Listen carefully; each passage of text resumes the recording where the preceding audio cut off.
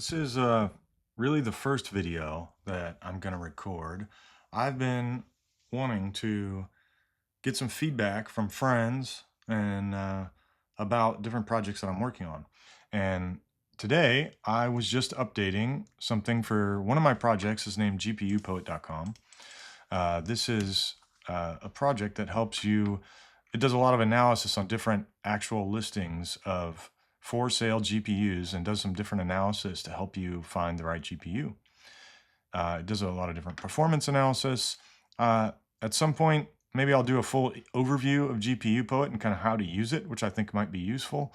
But there's rankings that use different public ranking data for different GPUs and how they perform in games and how they perform in different AI performance categories. And then there's all kinds of different pricing as well. So this site is constantly going out to eBay and as well as Amazon and collecting available listings and prices of different GPUs and then showing you all these listings here. And then it has different categories, filtering, and so on for the different GPUs. So you can go down through and look at the different items you want. You could put in a budget, for example, and figure out what you could get for $500 or what you can get for maybe $30,000. And yeah, that's a really brief overview of GPU Poet. There's a lot more data here also about individual GPUs, some articles that as I've learned about GPUs, I wrote some different articles explaining kind of what these different things mean in GPUs. Today is the day on May 4th. I'm a little behind this month, but early in the month, after the first of the month, what I've been doing lately is if you go to the news, I do publish different news postings when we add something new to the site, when I add something new to the site. And I also have decided that I have a lot of what I think is very unique and interesting data here about pricing data as it changes on GPUs. And what I do each month now, starting, I think, going back to December, January, it's about 6 months in, I've been publishing what I call a market report. And this goes over all the data I have about GPU prices over the last calendar month and does some analysis to figure out what's interesting and what's changing. What changed during the course of this month compared to the prior month. And what I just did is I produced the April market report for gpupoet.com. And what I thought I would go through in this video is maybe call out a couple of things in this article, but primarily, actually, sorry, I said April. This is actually wrong. This is, I don't know why. Oh, I'm on prod. Yeah, I'm in prod. So you only see April in prod. I have a local instance of GPU Poet running. I haven't deployed this yet. So you can see I'm on localhost here, but this is me running the same app locally. And what I just did is produce the May report. So yeah, this market report has evolved over the last 6 months a little bit, but in general, the kind of the sections and kind of how I'm organizing these articles now is there's a little bit of an intro with some insights and what kind of like any massive changes in GPUs, kind of the popular GPUs on the market. That's kind of what we intro with. But then the rest of this article has different a gaming section on 1440, a gaming section on 4K. Like what are the best ranked and best price for like bang for your buck, as it says there, on GPUs in these categories. So we host a set of GPU Poet hosts a set of benchmarks. In this case, like if you go here, this pre-selected one of the 1440 benchmarks, the Counter-Strike 2. I'm kind of partial to Counter-Strike for some reason, but I like this one. And I talk to a lot of people that shop for GPUs, and Half-Life anyway is something that's the most common game played by people that I talk to. So I usually use that benchmark, and there's one for 1440, and there's one for 4K. And then basically what it does is it goes down and picks the best priced for this month GPU down here. And kind of shows you what's happening in the market.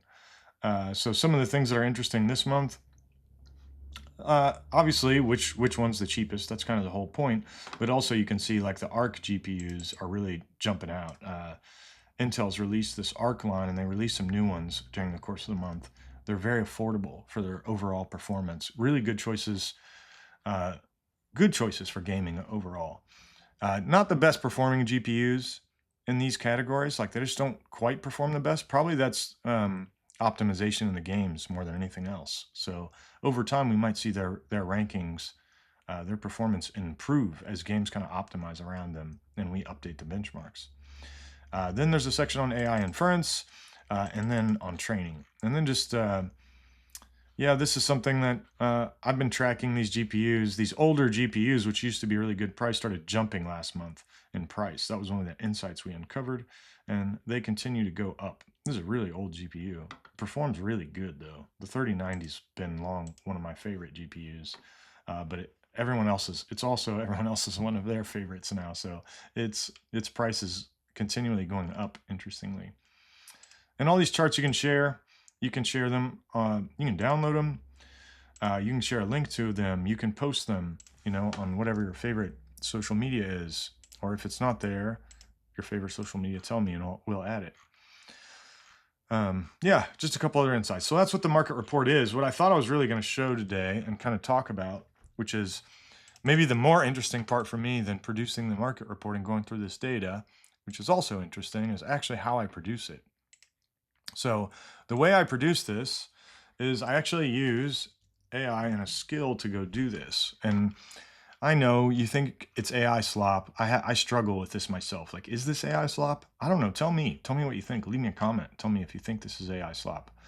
But I feel like it's a little bit different because it's very methodical.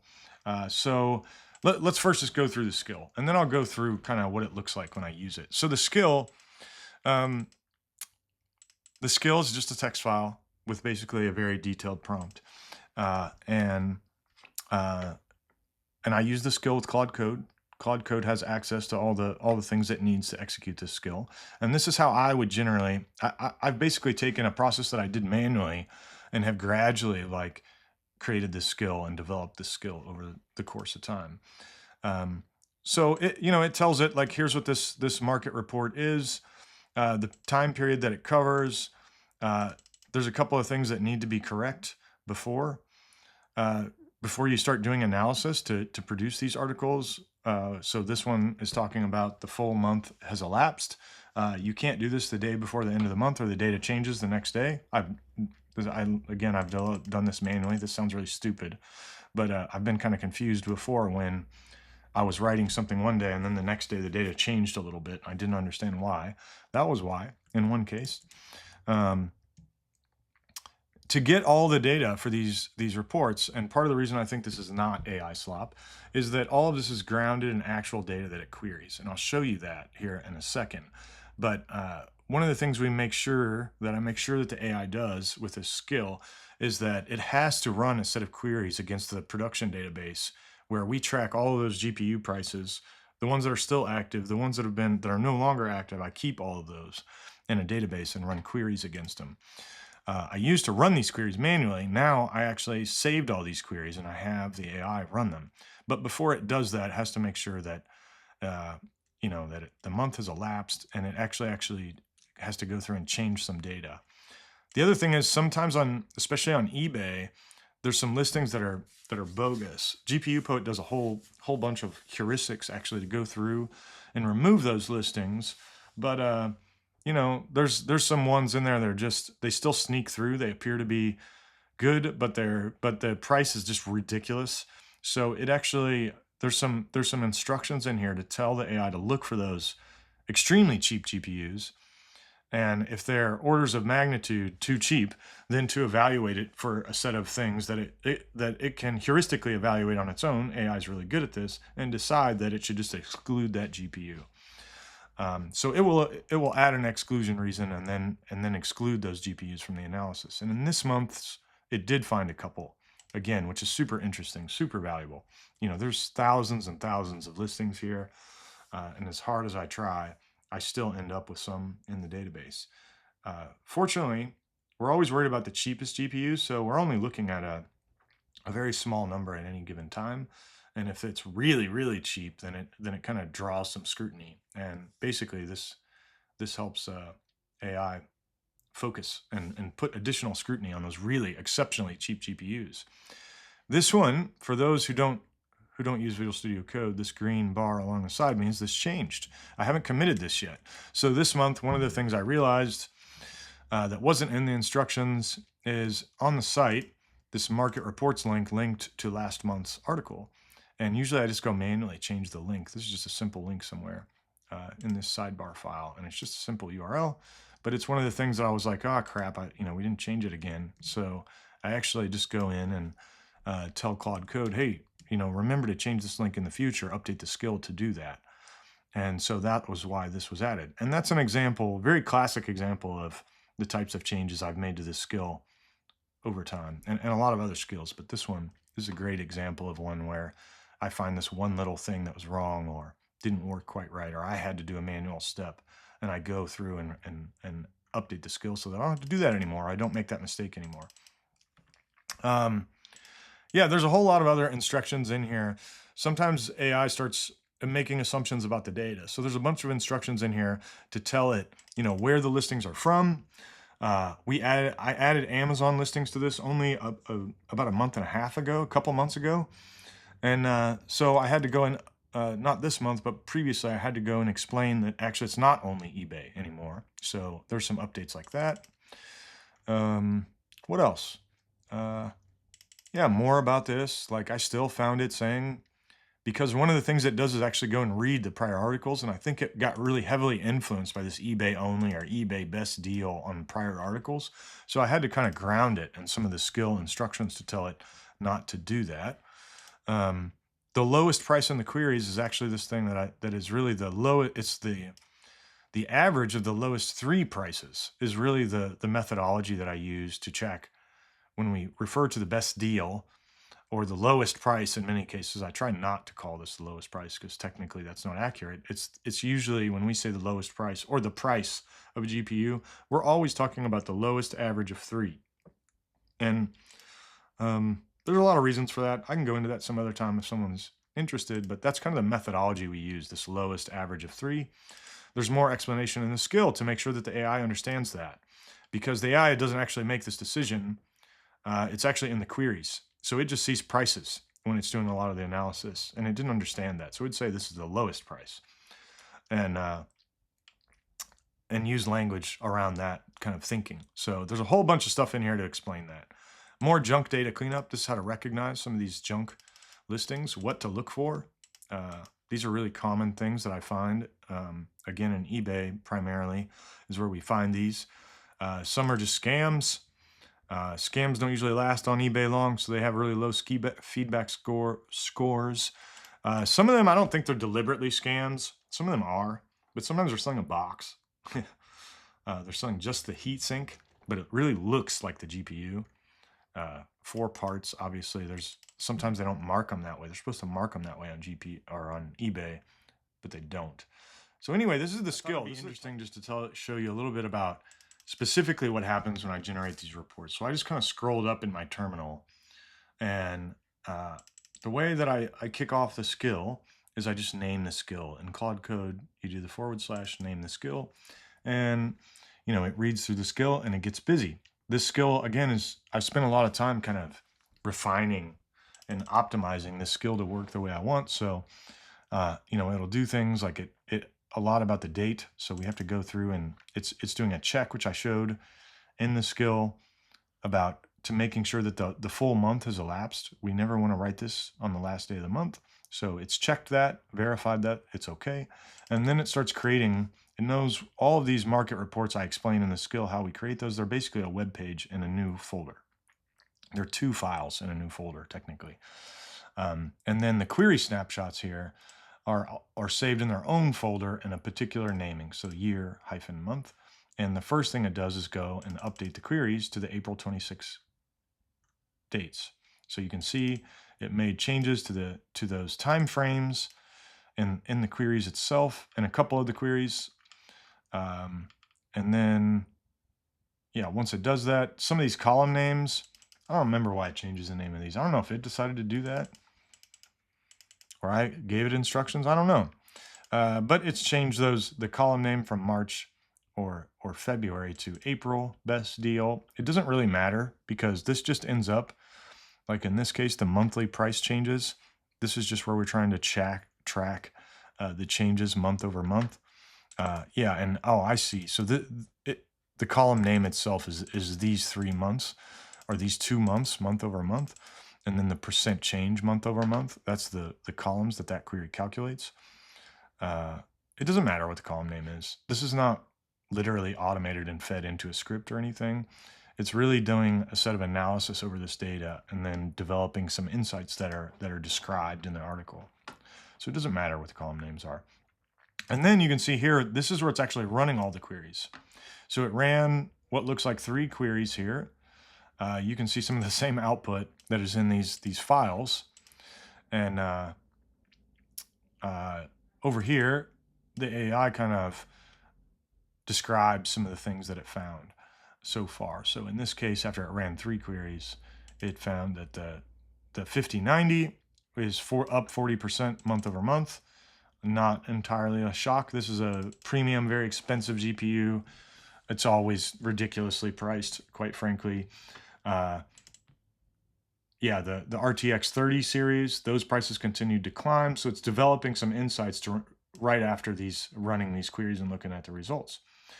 And then it runs some more queries because there's a bunch here to run. I don't know, maybe a dozen queries that we run. And then here, another insight that it found, the A100, very high-end data center GPU, the PCIe version of the CPU, had a 75% drop, and it's given instructions to look out for this and to know what's wrong. So it immediately noticed that this giant price drop came from somebody with feedback equals 1, which has very specific instructions to check the feedback score on these sellers when the price is orders of magnitude cheaper. And it found those listings and excludes them and then runs the query again. And so on. So this is where it's running queries. Yep, it's saving snapshots of all the queries to a folder. It makes sure that all those are there. So I've started saving all those just to make sure that if I have a question about what, some value in the article which happens, or I develop a question, then I can go back and look at it. And then it starts writing the page. So this first file, I mentioned there's a couple files. One is really just metadata for the article. That's how we make sure that it's properly kind of shows up in navigation and gets indexed in the site. And then the next is the actual page itself. The page is just written in React. So the good thing is, Claude Code knows how to write React pretty well. So these are static pages where all the text is written directly in there. And the charts are components where it kind of populates them with some data and shows them on the page. And then it adds it's adding that page so that it shows up in the site and in other navigation in the site. So this is what happens when I run this skill. This is what it looks like. This skill takes forever to run. I run it. I don't know exactly how long it takes. So I don't sit here and watch it the whole time anymore. But I would guess this skill takes like 15 minutes to run. And that is all before I start engaging with it. So here is where it kind of said, like, I've done what you asked me to do in the skill. It does a set of verification. After it writes the skill, it's given instructions to do a set of verification over the data, which it goes back and does. And then it knows some other things that it hasn't done yet. This is something maybe I could optimize even further. Like I started the local dev server and just started looking at the article myself. I could tell it to do that. That's probably something I should do. But anyway, yeah, so it kind of hits a stopping point. It knows the next steps to deploy it. Probably not from this skill, just from like the local agents.md and the repos here. And then, yeah, so the first thing I did is I was like, I wrote this back to the AI, like, hey, it didn't show up in the left-hand sidebar because after I ran the dev server and clicked on the sidebar, it took me to last month's article. And then I also told it, which I often do during these sessions, update the skill. So you remember to do that in the future. So it updated the sidebar, and then it updated the skill. It added this update the sidebar link task. So almost certainly next month it'll remember to do that. And then what? Then I asked some more questions. This is all, oh, it added it to a checklist too. That's good. And yep, it updated and summarizing. So then I go through and I do a lot of back and forth with AI in these articles. So again, this is part of the reason I think this is not AI slop, because I'm going through and I manually read everything in the article. I check the numbers myself. Certainly spot checking. I don't literally check every number. That's kind of what computers and AI are for. But I do go through, and if something looks suspicious, or I don't understand why this chart doesn't correlate to the text in some way, then I'll ask questions. And I find a lot of problems that way. I get them fixed before they're ever published. And then sometimes I just don't like the wording. So in this case, it says it jumped. Yeah, there was wording in the article originally that said it jumped. And, I kind of know, but I thought it wasn't really clearly written. So I said, is this the price? Is that what you mean by it jumped? And then I give it some guidance. If so, maybe write the price of the RTX 3080 Ti jumped, just to include the price. And I don't give it the whole sentence again, because it totally groks this, if you will. And then you can see it actually goes and changes the article, and it adds the wording that I gave it. The price of the GPU, instead of saying the GPU name, jumped, and updated the article. And then I quoted another bit that I found in the article that I had an issue with. It said only eBay. There's even instructions in there about this, but I told it, hey, don't forget these are Amazon listings as well, so don't say that.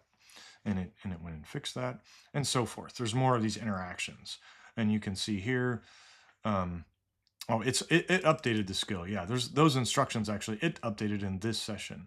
And then you can see it's updating more bits of the text in the article to fix that issue.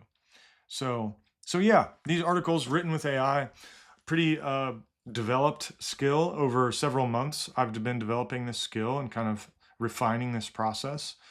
And then you can see that I do, even though it uses AI, I probably spend, I don't know, I would say I'm really fast now. So it probably takes an hour or two, not including the video. Probably took an hour to do this article and get it to a point where I was just getting ready to commit it and publish it. And then I decided I'd stop and record a video and kind of explain a little bit more about how I do this. So even with all the AI, a lot of manual work is done here, as you can see, to kind of get this article fixed up and to a point where I feel like it's good enough. So yeah, that's a little bit about what the session looks like when we write these articles.